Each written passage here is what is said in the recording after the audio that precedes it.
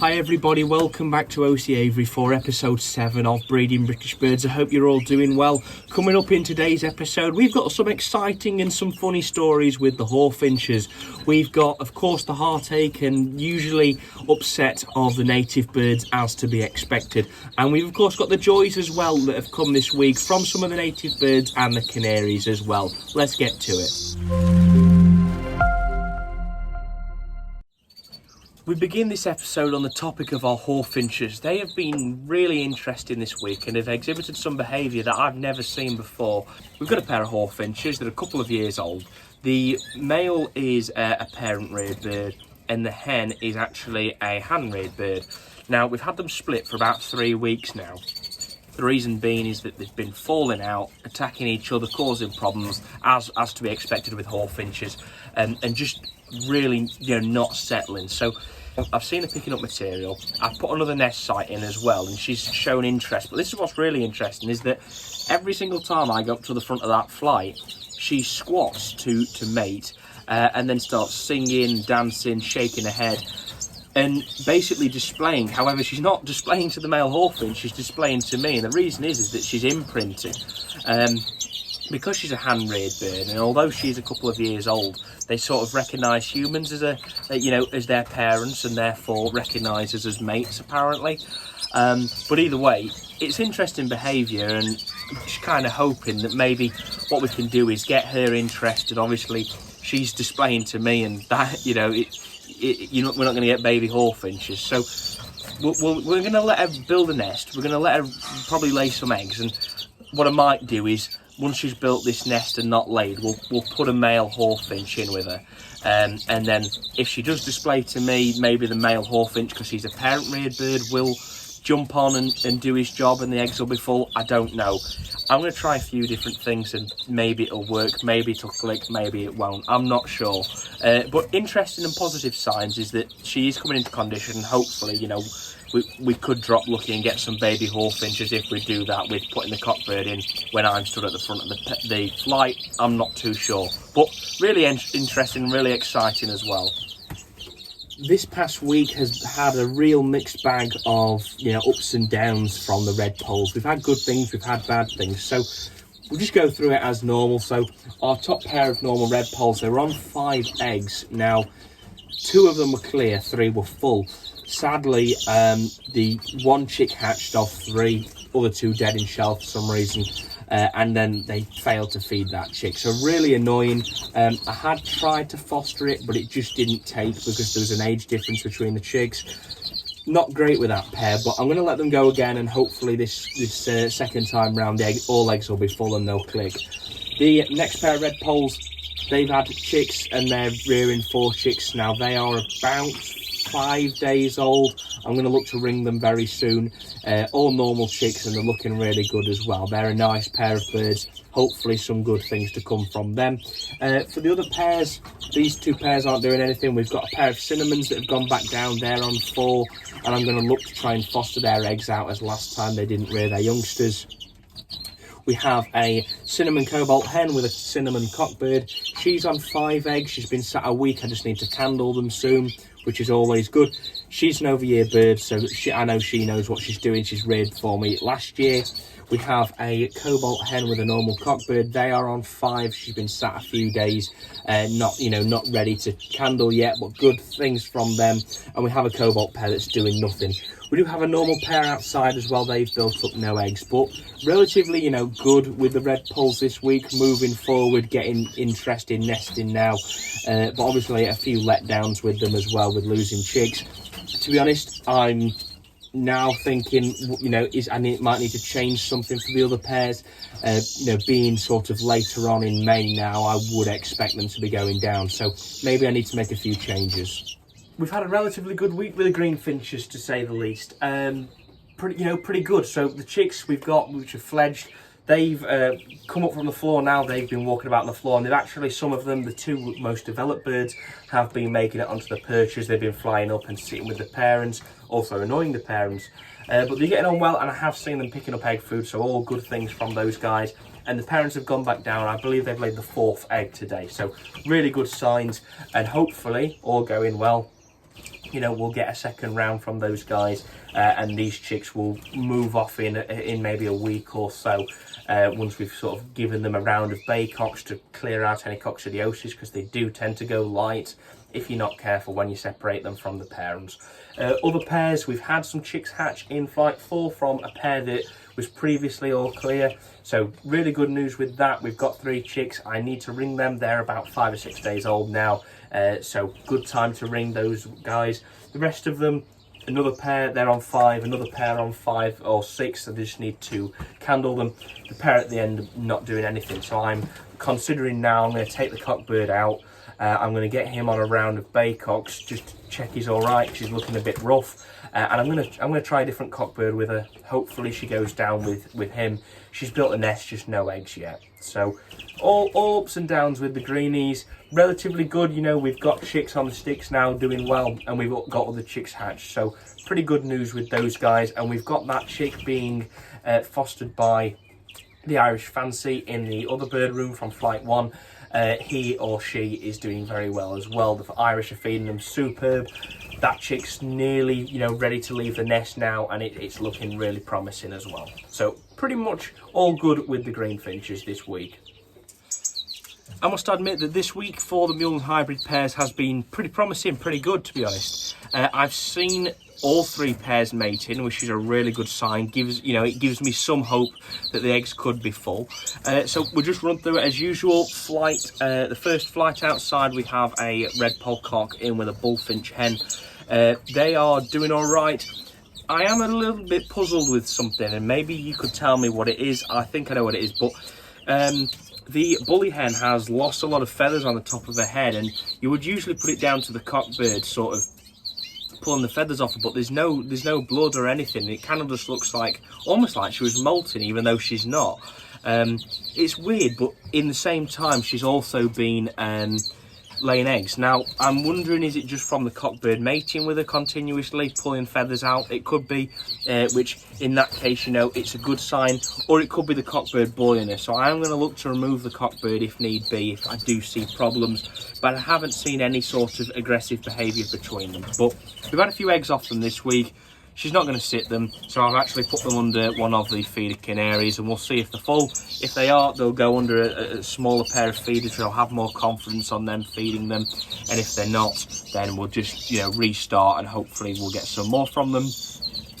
This second pair of red pole bully, again, we've had 3 or 4 eggs off them now, and they sort of stopped at that. So once again, they've gone under some feeders as well, and we'll see if they are full.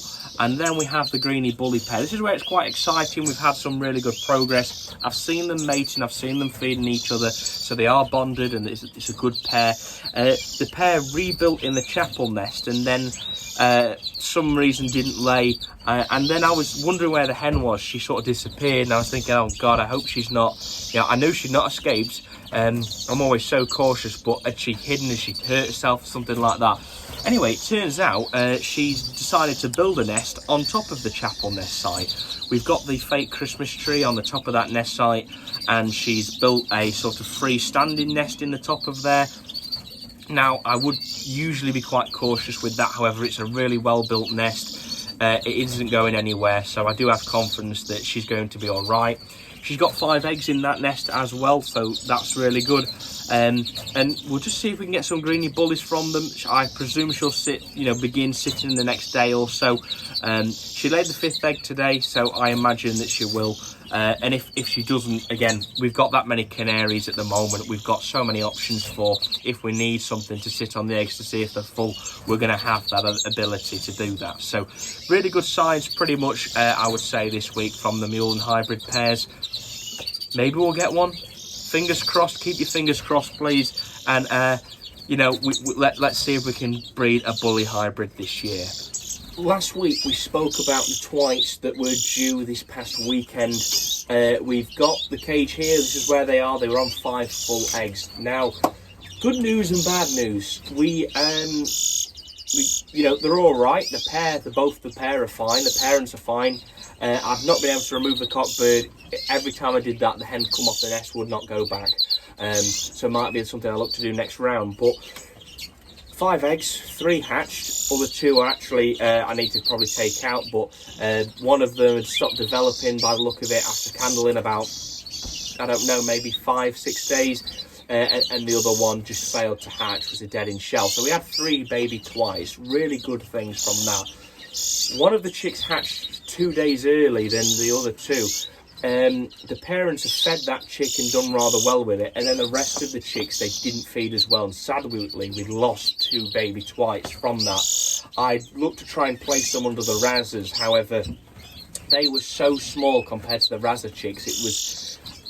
you could almost guarantee that they weren't going to be fed, and at the same time the red poles were slightly too big as well, and it was so difficult. I'd looked at could I try and top them up and hand rear them for a few days, and sadly they perished before you know, there was much I could do with that. But it does mean that we do have 1 white chick now. It's in the nest, it's doing all right. The parents are feeding it, and we're giving them a bit of a mix of everything at the moment. They're getting a nice egg food mix, they're getting a mix of frozen insects as well. I'm using a lot of mini mealworms, they're definitely fans of them. So I think I'll continue to really give them a lot of those mini mealworms. They are really enjoying them and going through them rather fast. So, you know, we have got a twite chick, and hopefully, and all going well, we will be able to rear that one and we'll have a baby twite, and then we'll just have to let them go another round. Maybe the next round we'll look to foster them. We'll see what fosters are available at the time. I think razzer might be the best option still, so I might take the eggs, put them under razzers, or I'm even looking at, could we use a pair of red poles that you know, aren't as good a quality as I'm wanting to breed anyway. Shall we just try and put some young twites under them and use them as feeders? I'm not sure, but you know, ups and downs with the twites. We have got 1 baby, so that's a positive. It's just a shame that we lost a few and some didn't hatch, but hopefully we'll let them go another round after this chick, whatever happens, and you know, better luck next time. It's the Canaries, of course, that have been the easiest birds for us this week, as always. Pretty much all good with them, to be honest. We've got the Portuguese Harlequins behind me, they're rebuilding. Bit of sadness actually. The pair of Portuguese Harlequins that had reared that single chick, the single chick had fledged, it was doing well, and it was looking like it was starting to pick up its own, you know, food and feeding itself. For some reason that chick randomly died. I don't know why. I found it on its back on the floor. I don't believe that it was anything to do with the parents not feeding it. I'm really not too sure on that one. I've since obviously cleaned out the cage, made sure there's nothing like that, and I can't put a finger on to why that's died, but it has. It's annoying, and we're just going to have to move on from that. So I've set the pair on another 4 eggs that they've just laid, and maybe we'll get another Portuguese Harlequin chick or 2 from them as well. The yellow dimorphics are rearing some 8 yellow agate opals. They've since left the nest. They're doing really well and beginning to pick up as well. The yellow agate opals below them, they've got 4 chicks. They're doing really well. 4 of their own chicks, by the way. The 2 feeders that were under them, sadly, one of them died. They were slightly smaller. The other one I've actually put under the razzers, and it's doing well. But their 4 chicks are doing brilliant, and I've just rung them. We've got another pair of feeders. They've laid some eggs, so we've got some eggs to set from those guys. Irish are rearing a feeder and a greenie. They're doing brilliant. The razzers are rearing 5. There's a feeder chick in there, and then I believe there's 2 or 3 razzers in there, and there's an Irish as well, or 2. I'll have to have a look once they come out of the nest. I can pretty much predict what it is because of the pairings, and just based on how much variegation is in both the pairings. But we'll see. Either way, once they've molted out fully, we'll be able to tell a razzer from an Irish anyway. For all the pairs, we've got 7 pairs of sort of lighter breeds outside. Yellow agate opals, they have had a few clear eggs and a few full eggs. Now, that's both our pairs. So what I've actually done is took the eggs from them and put them under other pairs. So we've got a yellow dimorphic. Her own chick has just hatched, and she's got a couple of yellow agate opals as well to hatch under in a day or so. The Irish have got some of their own eggs under them, and the yellow agate opal egg as well. So there's 2 nests there, which are going to be a mix of yellow agate opals and Irish or dimorphics. So 2 nice nests there. We've got a yellow agate opal as well, another hen with a twite mule. She had 2 eggs, they were both clear, as to be expected really. So I've set her on some bullfinch eggs from the red pole bully pair, so hopefully they might be full. We've got a crossbred feeder. She's on 5 or 4 of her own eggs, all full as well, with the red factor cock, so really nice with those. Now, we've made changes with the Norwich, so we're going to go and have a look at that as well. I must say that the changes I've seen since mixing up the pairs has been immense. Being a large breed of canary, the Norwich are always going to be a difficult bird to breed. They're never going to be simple, and you've just got to roll with it and try the best you can. You know, and a lot of it, because I've never bred them before, is trial and error, and I'm still quite, you know, learning with these guys. They're very different. We've changed the pairs up since last week. We had a buff green with a clear yellow. They were not getting on. We were getting clear eggs, and they were squabbling a lot. And then we had the white cock that was with a bully, with the yellow cinnamon. Changed those pairs around, and they've just got on so much better. The white cock is with the clear yellow hen. They've just laid the first egg today. I've seen them mating. They've been feeding each other, no problems at all, and I have high hopes that they could be full. And the buff green with the yellow cinnamon, once again, the hens have built a full nest now. She broke a leg a few months ago, and I thought she was written off for the season. She's turned it round, and she's now built a nest, and I expect an egg pretty much any day. And once again, I've seen that pair feeding each other, and I've seen them mating. So just changing that pair that from 2 birds that were possibly incompatible to now, they've just clicked, and I just have so much more hope that we might be able to breed some of these Norwich, which would be great. Give us something to mule with next year, as well as look to develop a line of Norwich as well, which would be nice. Really good with them. So once we get the eggs, I'm going to leave them sat on their own eggs for a few days. If they're full, they'll go under feeders. We've got some specifically, you know, sort of designed and specifically bred for Norwich feeders as well. And we've also got a variety of new colours, which will do just fine. So really good with the Norwich, and it's looking really promising that we might be able to breed some. So keep your fingers crossed, everyone. Might have some young Norwich on the way as well. So there you have it, guys. That's the end of this episode. I hope you've enjoyed it, picked up a couple of tips along the way. Obviously, really mixed bag of results this week, but I think everything's moving in the right direction and it's looking promising. Really quite difficult to understand some of the things that the birds are doing right now. Yeah, why they're not feeding the chicks, although they are first-time parents, bit weird.